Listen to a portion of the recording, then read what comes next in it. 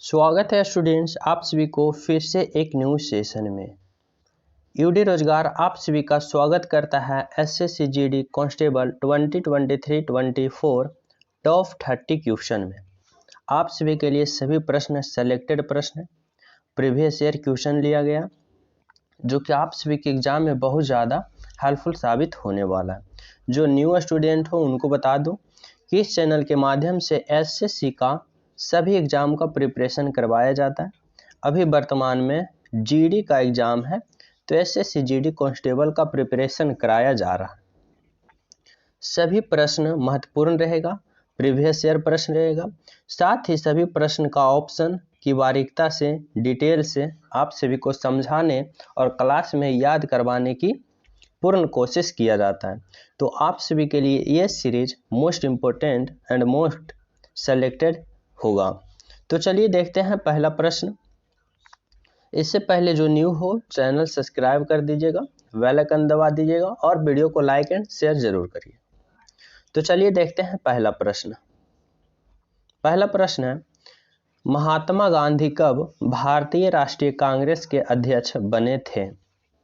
महात्मा गांधी कब भारतीय राष्ट्रीय कांग्रेस के अध्यक्ष बने थे? तो राइट आंसर होगा ऑप्शन नंबर 1924 ईस्वी। क्या 1924 ईस्वी को महात्मा गांधी ने भारतीय राष्ट्रीय कांग्रेस के अध्यक्ष बने थे। एक बात और है समझने की कि महात्मा गांधी भारतीय राष्ट्रीय कांग्रेस के अध्यक्ष एकमात्र एक बार बने थे। एक बार, सिर्फ एक बार बने थे। कब बने थे? कब बने थे बात कर लें तो 1924 में बने थे। 1924 में बने थे। अगर आप सभी से पूछ दे किस अधिवेशन में महात्मा गांधी ने भारतीय राष्ट्रीय कांग्रेस के अध्यक्ष बने थे, तो बेलगांव अधिवेशन में। क्या बेलगांव अधिवेशन, जो कि एकमात्र कांग्रेस अधिवेशन था जिसमें महात्मा गांधी ने भारतीय राष्ट्रीय कांग्रेस के अध्यक्ष बने थे। यहाँ हो गया ये प्रश्न। अब बात कर लेते हैं थोड़ा भारतीय राष्ट्रीय कांग्रेस की स्थापना के बारे में। यहाँ से भी एक प्रश्न पूछ सकता है, यहाँ से एक प्रश्न पूछ सकता है कि कांग्रेस की स्थापना कब हुआ था? तो कांग्रेस की स्थापना की बात करें तो 28 दिसंबर 1885 ईस्वी को भारतीय राष्ट्रीय कांग्रेस की स्थापना हुआ था। 28 दिसंबर 1858 को भारतीय राष्ट्रीय कांग्रेस की स्थापना हुआ था। अगर पूछे कि इसका संस्थापक कौन था, कौन स्थापना किया था, तो इसका संस्थापक A.O. ह्यूम था। क्या A.O. ह्यूम था? मोस्ट इंपोर्टेंट प्रश्न है। कांग्रेस की स्थापना हुआ था 28 दिसंबर 1885 ईस्वी में। A.O. ह्यूम ने किया था, जो कि उस समय का वर्तमान गवर्नर था। और महात्मा गांधी ने एकमात्र अधिवेशन किया था बेलगांव अधिवेशन में, जो कि कांग्रेस का अध्यक्ष बने थे। समझ गए? चलिए अगला प्रश्न। बंगाल का विभाजन हुआ था। बंगाल का विभाजन हुआ था, कब हुआ था? तो बंगाल का विभाजन 1905 ईस्वी में हुआ था। क्या बंगाल का विभाजन 1905 ईस्वी में हुआ था? अगर पूछ दे कि उस समय का गवर्नर जनरल कौन था, तो बंगाल विभाजन 1905 ईस्वी में हुआ था। किसके द्वारा किया गया था? इसका उद्देश्य क्या था वो जान लेते हैं थोड़ा। तो इसका उद्देश्य था बंगाल विभाजन का कि हिंदू और मुस्लिम, क्या हिंदू और मुस्लिम की जो एकता थी उसको कमजोर करने के लिए वहाँ का क्या था, जो लॉर्ड था उसने बंगाल का विभाजन किया था। तो कौन किया था? तो लॉर्ड कर्जन ने किया था। लॉर्ड कर्जन ने 1905 ईस्वी में बंगाल विभाजन किया था। उसका मकसद था हिंदू मुस्लिम की एकता को कमजोर करना। समझ गए? अगला प्रश्न है, राज्यसभा और लोकसभा की संयुक्त बैठक कौन बुलाता है? राज्यसभा और लोकसभा का संयुक्त बैठक कौन बुलाता है? तो इसका राइट आंसर होगा ऑप्शन नंबर राष्ट्रपति। राष्ट्रपति राज्यसभा और लोकसभा की संयुक्त बैठक बुलाने की शक्ति उसे प्रदान है और बुलाता है। तो राइट आंसर क्या होगा? राष्ट्रपति। अगर आप सभी से पूछ दे, एक प्रश्न यहाँ से इम्पोर्टेंट प्रश्न बनता है कि राष्ट्रपति पर महाभियोग कितने अनुच्छेद के अनुसार चलाया जा सकता है। महाभियोग, राष्ट्रपति पर महाभियोग कितने अनुच्छेद पर चलाया जा सकता है। जिस महाभियोग के अनुसार हम राष्ट्रपति को पद से उसे हटाते हैं तो कितने अनुच्छेद के अनुसार, तो अनुच्छेद 61 के तहत हम राष्ट्रपति पर महाभियोग चला सकते हैं और उसके पद से उसे हटा सकते हैं, अनुच्छेद 61 के तहत। अगला प्रश्न है, राष्ट्रीय सभा का सदस्य निर्वाचन होने के लिए राष्ट्रसभा का सदस्य निर्वाचन होने के लिए आवश्यक न्यूनतम उम्र सीमा कितनी होनी चाहिए। राज्यसभा के सदस्य निर्वाचन होने के लिए, तो इसका राइट आंसर क्या होगा, राइट आंसर होगा 30 वर्ष होनी चाहिए। क्या, 30 वर्ष। Option number B is the right answer. अगला प्रश्न है, उत्पाद शुल्क क्या है। उत्पाद शुल्क क्या है। प्रत्यक्ष कर है, अप्रत्यक्ष कर है, एक प्रकार का उपभोग है या एक प्रकार का बिक्री कर है। तो उत्पाद शुल्क क्या है जो आप सभी को बताना होगा। तो उत्पाद शुल्क क्या है, तो इसका राइट आंसर क्या होगा, राइट आंसर होगा एक अप्रत्यक्ष कर है। उत्पाद शुल्क एक अप्रत्यक्ष कर है। देख सकते हैं आप लोग कि इकोनॉमिक्स का किस प्रकार का प्रश्न पूछा था पिछले एग्जाम में। उत्पाद शुल्क क्या है, तो अप्रत्यक्ष कर है, ऑप्शन नंबर बी। अगला प्रश्न है, निम्नलिखित मुगल सम्राटों में से किसने अपने शासन का अधिकांश भाग दक्षिण राजवंशों को पराजित करने में बिताया। कौन सा मुगल सम्राट था जो कि अपना ज़्यादा से ज़्यादा अपना शासन काल दक्षिण राजवंशों को पराजित करने में लगा दिया था। तो राइट आंसर होगा औरंगजेब ने, ऑप्शन नंबर डी। औरंगजेब ने जो कि दक्षिण इलाकों, जो कि अपना भारत के नक्शा है, दक्षिण इलाकों को हराने के लिए ज़्यादा से ज़्यादा समय लगा दिया था। तो राइट आंसर क्या होगा, option number D, Aurangzeb is the right answer. अगर यहाँ से आप सभी से एक प्रश्न पूछते कि औरंगजेब का उत्तराधिकारी कौन था, मतलब औरंगजेब के बाद शासन करने वाला कौन था, तो औरंगजेब के बाद उत्तराधिकारी बहादुर शाह था। कौन था, बहादुर शाह था। और कब बना था ये बहादुर शाह औरंगजेब के बाद उत्तराधिकारी बना था। अगर पूछ दे कब बना था, तो 1707 ईस्वी में बना था। एक प्रश्न यहाँ से और बनता है अकबर से कि अकबर का उत्तराधिकारी कौन था। अगर आप सभी से पूछ दे अकबर का उत्तराधिकारी कौन था, तो अकबर का उत्तराधिकारी कौन था, जहांगीर था। कौन था, जहांगीर था, जिसे हम क्या कहते हैं, जिसके युग को हम क्या कहते हैं, चित्रकारी का युग किसे कहा जाता है, तो जहांगीर के काल को चित्रकारी का युग कहा जाता है। तो इस प्रश्न का राइट आंसर क्या होगा, option number D, option number D, Aurangzeb. अगला प्रश्न है, भारत में निम्नलिखित में से कौन सा एक्ट के द्वारा सांप्रदायिक निर्वाचन वर्ग शुरू किया गया। भारत में निम्नलिखित में से कौन से एक्ट के द्वारा सांप्रदायिक निर्वाचन वर्ग शुरू किया गया। तो इसका राइट आंसर क्या होगा, राइट आंसर होगा इंडिया काउंसिलिंग एक्ट 1909 के तहत। इंडियन काउंसिलिंग एक्ट 1909 के तहत भारत में एक्ट के द्वारा सांप्रदायिक निर्वाचन वर्ग शुरू किया गया, ऑप्शन नंबर सी। अगला प्रश्न है, महात्मा गांधी द्वारा प्रथम कृषक आंदोलन कहाँ प्रारंभ हुआ था। महात्मा गांधी द्वारा प्रथम कृषक आंदोलन कहाँ प्रारंभ हुआ था। तो इसका राइट आंसर क्या होगा, राइट आंसर होगा ऑप्शन नंबर कृषक, जिसे हम कृषि आंदोलन कहते हैं। तो महात्मा गांधी द्वारा प्रथम कृषक आंदोलन कहाँ हुआ था, तो राइट आंसर होगा चंपारण में। चंपारण सत्याग्रह जो कि महात्मा गांधी द्वारा किया गया प्रथम आंदोलन था, जो कि पूर्ण रूप से सफल हुआ था, जो कि नील की खेती के बारे में था, चंपारण। अगला प्रश्न है, राजा भोज निम्नलिखित में से किस राजवंश से संबंधित थे। राजा भोज किस राजवंश से संबंधित रखते थे। तो राइट आंसर क्या होगा? राइट आंसर होगा परमार वंश। क्या? परमार वंश। Option number B is the right answer.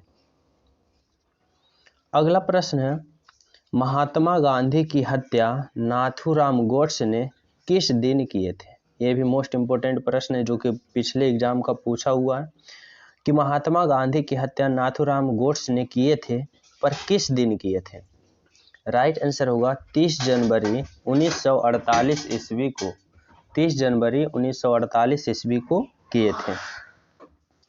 अगला प्रश्न है, राज्यसभा का सदस्य निर्वाचित होने के लिए आवश्यक न्यूनतम उम्र सीमा कितनी है? राज्यसभा के सदस्य अगर निर्वाचित होना है तो आवश्यक न्यूनतम उम्र सीमा कितनी होनी चाहिए? राइट आंसर होगा 30 वर्ष। 30 वर्ष। Option number B. अगला प्रश्न है, पंडित रविशंकर का संबंध निम्नलिखित में से किस वाद्य यंत्र से है? पंडित रविशंकर का पूछे संबंध किस वाद्य यंत्र से है? तो राइट आंसर होगा ऑप्शन नंबर क्या? सितार वाद्य यंत्र से। सितार से किसका संबंध है? तो पंडित रविशंकर का। Option number A is the right answer. यहाँ से एक प्रश्न और बनता है कहाँ से? तबला से।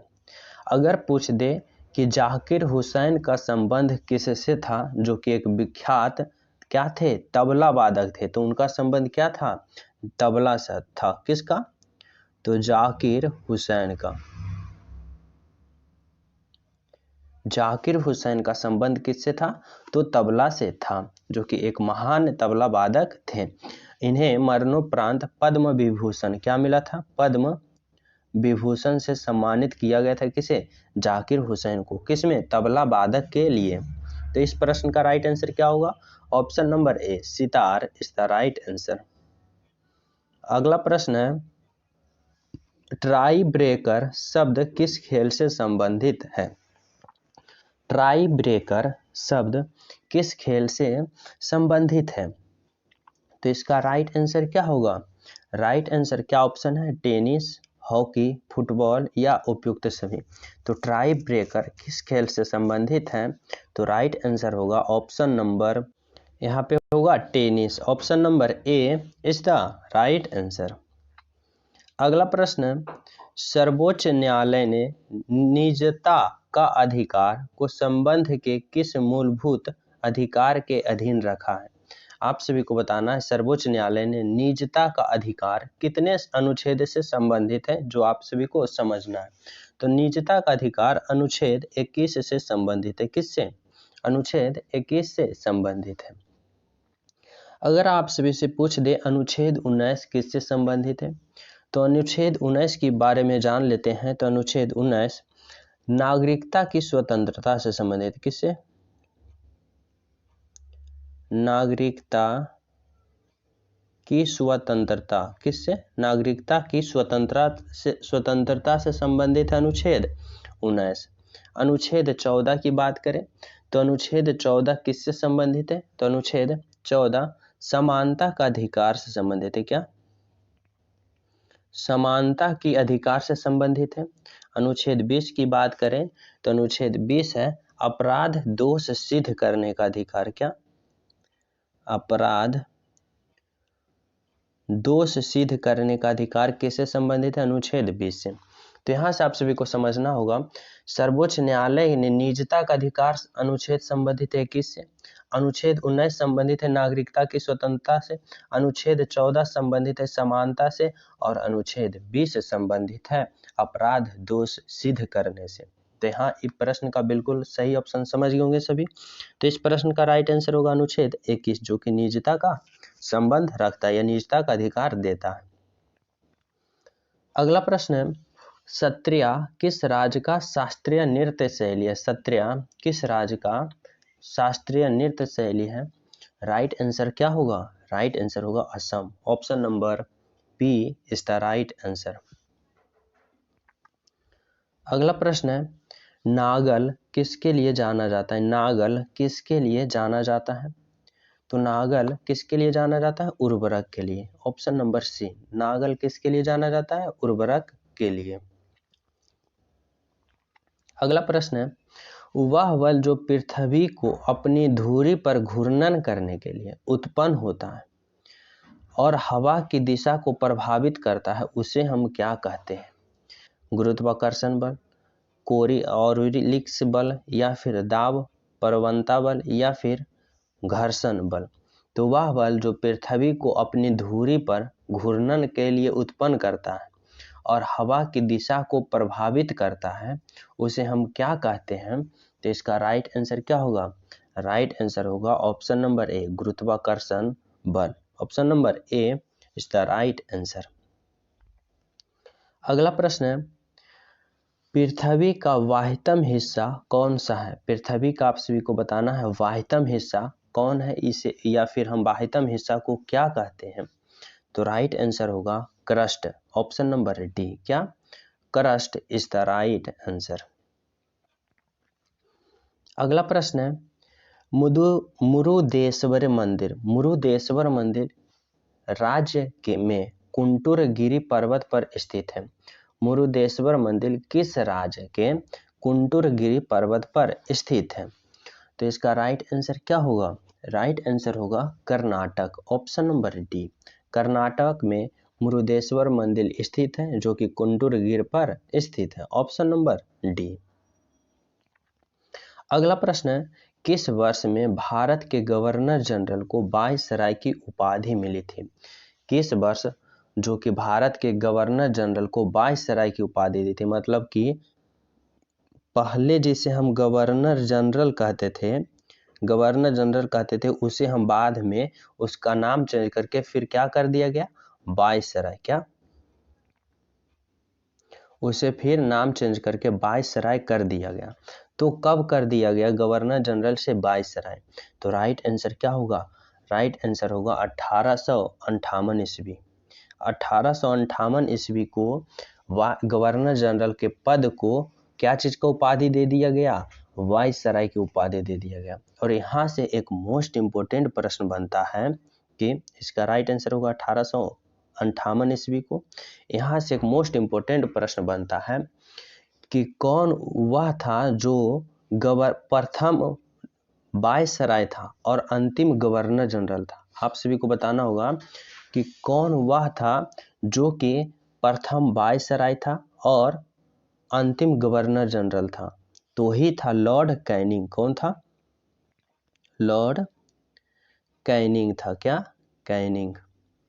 लॉर्ड कैनिंग एक ऐसा व्यक्ति था जिस समय गवर्नर जनरल का पद से वायसराय को कर दिया गया था। तो गवर्नर जनरल पद को वायसराय में करेगा तो गवर्नर जनरल का पद अंतिम पद हो जाएगा और वायसराय का पद पहला पद होगा।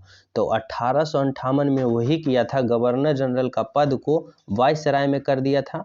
इसीलिए यहाँ से एक प्रश्न बनता है कि अंतिम गवर्नर जनरल और प्रथम वायसराय कौन था? तो लॉर्ड कैनिंग था। क्या? लॉर्ड कैनिंग था। यहां से समझ गए।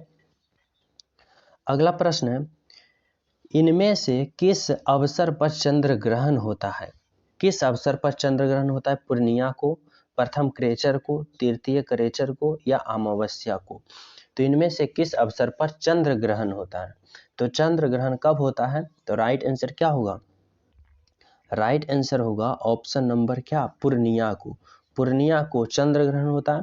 अगर आप सभी से सूर्य ग्रहण पूछे तो सूर्य ग्रहण अमावस्या का सूर्य ग्रहण होता है। क्या? सूर्य ग्रहण अमावस्या को। तो इस प्रश्न का राइट आंसर क्या होगा? पूर्णिया को चंद्र ग्रहण होगा। अगला प्रश्न है, फ्रंटियल गांधी किसे कहा जाता था? फ्रंटियल गांधी किसे कहा जाता था? तो राइट आंसर होगा खान अब्दुल गफ्फार खान को। खान अब्दुल गफ्फार खान को फ्रंटियल गांधी कहा जाता था। अगला प्रश्न है, निम्नलिखित में से कौन सा देश भारत की सीमा से नहीं लगता है? आप सभी को बताना है कि भारत के सीमा से कौन सा देश नहीं लगता है? चीन, ताइवान, वर्मा या भूटान। वर्मा जिसे हम वर्तमान में म्यांमार कहते हैं। तो यहाँ से आप सभी को कंफ्यूज नहीं होना है। तो कौन सा देश जो कि भारत के सीमा से नहीं लगता है? तो चलिए देखते हैं इसका राइट आंसर क्या होगा। राइट आंसर होगा ताइवान। क्योंकि चीन भी टच करता है, बर्मा जिसे म्यांमार भी कहते हैं वो भी टच करता है, और भूटान भी भारत की सीमा से टच करता है। तो ताइवान भारत की सीमा से साझा नहीं करता है। तो ऑप्शन नंबर बी। अगला प्रश्न है, इससे पहले जो न्यू हो हमारे चैनल को सब्सक्राइब करके इस सीरीज से जुड़ जाओ, क्योंकि आप सभी को एग्जाम अपर लेवल की तैयारी करना है, अपनी तैयारी को बूस्ट करना है, तो हमारे इस सीरीज से ज्वाइन हो जाइए। चैनल सब्सक्राइब कर दीजिए और बेल आइकन भी दबा दीजिए।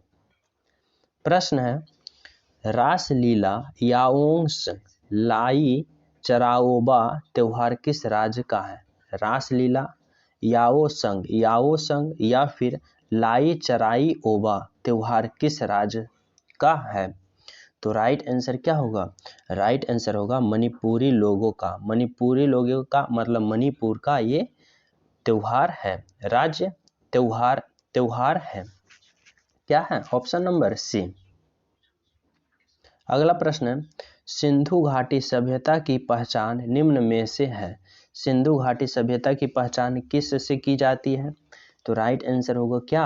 राइट आंसर होगा नगर योजना प्रणाली से। नगर योजना प्रणाली से सिंधु घाटी सभ्यता की पहचान की जाती है। Option number D. अगला प्रश्न क्या है, हर्षवर्धन के राज्यकाल में एक बड़ा बौद्ध मठ कहाँ स्थित था? हर्षवर्धन के राज्यकाल में एक बड़ा बौद्ध मठ कहाँ स्थित था? तो इसका राइट आंसर क्या होगा? राइट आंसर होगा ऑप्शन नंबर डी, नालंदा में। Option number D, Nalanda is the right answer. अगला प्रश्न है, बोगीबील सेतु किस राज्य में स्थित है? बोगीबील सेतु किस राज्य में स्थित है? तो इसका राइट आंसर क्या होगा? राइट आंसर होगा ऑप्शन नंबर असम में। बोगीबील सेतु किस राज्य में है? तो असम में है। अगला प्रश्न है, राष्ट्रीय आय का आधार है क्या? राष्ट्रीय आय का आधार क्या है? तो राइट आंसर क्या होगा? राइट आंसर होगा राज्य द्वारा उत्पन्न शुद्ध लाभ एवं किए गए खर्च। राज्य द्वारा उत्पन्न शुद्ध लाभ एवं किए गए खर्च को हम क्या कहते हैं? राष्ट्रीय आय कहते हैं। अगला प्रश्न है, निम्नलिखित में से कौन ग्राम पंचायतों का आय का एक स्रोत है? निम्नलिखित में से कौन ग्राम पंचायत की एक आय का स्रोत है? तो राइट आंसर क्या होगा? राइट आंसर होगा लेविस शुल्क। लेविस शुल्क को हम ग्राम पंचायत की आय का एक स्रोत मानते हैं। Option number D. अगला प्रश्न है, पीसो किस देश की मुद्रा है? पीसो किस देश की मुद्रा है? तो इसका राइट आंसर क्या होगा? मुद्रा की आप सभी को भी जो कि इम्पोर्टेंट मुद्रा है, किस देश की मुद्रा है, तो वो भी आप सभी को एक सीरीज में याद कर लेना है और एक बार देख लेना है। जो स्टूडेंट का याद ना हो, याद कर लेना इम्पोर्टेंट जो कि मुद्रा किस किस देश का है, क्योंकि ये पिछले एग्जाम का शिफ्ट में पूछा हुआ प्रश्न है। तो इसका राइट आंसर क्या होगा? क्यूबा। क्यूबा का मुद्रा क्या है? पीसो। Option number A. तो आप लोग को हर एक शिफ्ट में पैसा जो कि मुद्रा के बारे में पूछा ही जाएगा, तो आप लोग देख लेना। अगला प्रश्न है, ये प्रश्न आप सभी को होमवर्क के रूप में दिया गया है। भारतीय अर्थव्यवस्था कैसी है? आप सभी को बताना होगा। निर्देशीय अर्थव्यवस्था, बाजार अर्थव्यवस्था, पारंपरिक अर्थव्यवस्था या मिश्रित अर्थव्यवस्था? तो इसका कमेंट आप सभी को कमेंट में करना है इसका राइट आंसर। तो आप लोग जो न्यू हो चैनल पे, इस चैनल से ज्वाइन हो जाए। इस सीरीज से अगर ज्वाइन हो जाते हो तो आप सभी के एग्जाम में ज़्यादा से ज़्यादा नंबर आएंगी और संभावना बनती है, और साथ ही आप सभी का एग्जाम का जो लेवल होगा अपर लेवल हाई लेवल हो जाएगा। तो इस सीरीज से जुड़ जाओ। आप सभी चैनल को सब्सक्राइब कर लो, क्योंकि एसएससी का पूर्ण रूप से प्रिपरेशन इस चैनल के माध्यम से करवाया जाता है। आप लोग का जीडी का जो कि इम्पोर्टेंट एग्ज़ाम है, तो आप सभी के लिए ज़्यादा से ज़्यादा नंबर देने की कोशिश करेगा। तो आप लोग इस सीरीज से ज्वाइन हो जाएं, ताकि आप सभी का एग्जाम की तैयारी बूस्ट हो जाए। और वीडियो को भी लाइक कर दें, दोस्तों के पास शेयर करें। मिलते हैं इस सीरीज का अगले वीडियो में। जब तक सभी स्टूडेंट को जय हिंद।